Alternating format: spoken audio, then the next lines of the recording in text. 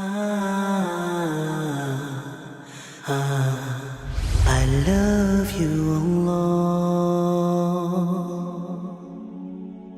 We live in the ultimately shameless world today. The world in which streaming videos off of any website are available on your mobile device. The age in which the pornography industry is a multi-trillion-dollar industry. The point of which, the agenda of which is to make sure every one of you is a consumer of filth in one way or another. That every man, woman, and child is exposed to this stuff, and they're hoping you are, so you become addicted to it, so you become yet another consumer. This is the gift of pornography to society. It's creating people, turning people into animals and perverts. And some of you, unfortunately, have that addiction. And you're watching this stuff online. And you're watching it and saving it on your apps and your mobile devices. And you don't feel bad about it anymore. You've justified it to yourself. And you feel bad about it once in a while, but you go back to it. And as a result, you think, oh, well, at least I'm not hurting anybody. At least I'm not doing it to anybody else. I'm just watching this stuff. It's okay. But you know what's happening to you? Inside, your soul is being just gutted.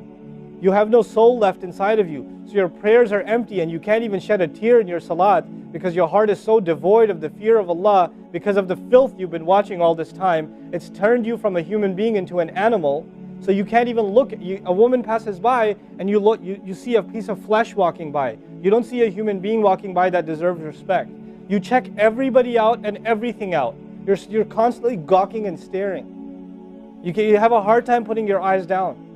When you're on the subway, when you're on campus, when you're at work, you're walking down the street, you just can't help it. You see a billboard, you take a second look, you see a third look. You don't miss any opportunity to just to violate your soul with your eyes.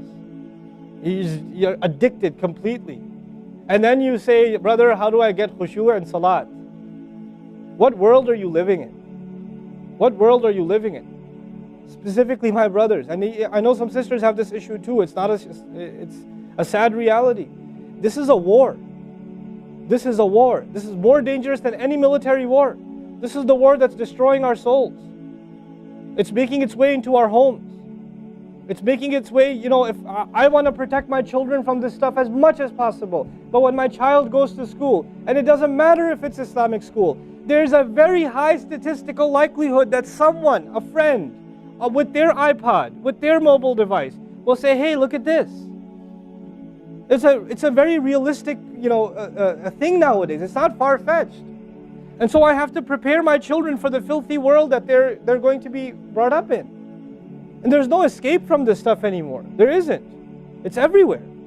It is everywhere. You have Islamic lectures followed up by, those YouTube puts those follow-up clips, and something will be filthy. Something will have to be filthy. And I don't think that's by accident.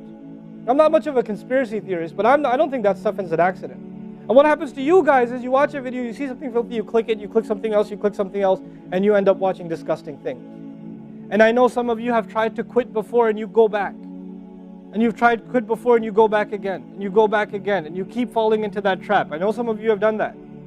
And you're struggling with it. But don't give up on yourself. Don't give up on yourself.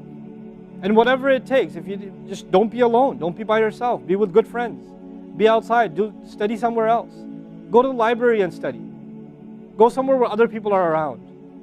Because when you're by yourself, shaitan gets you. And if the fear of Allah isn't enough for you, at least the fear of other people will work for you. At least something's better than nothing.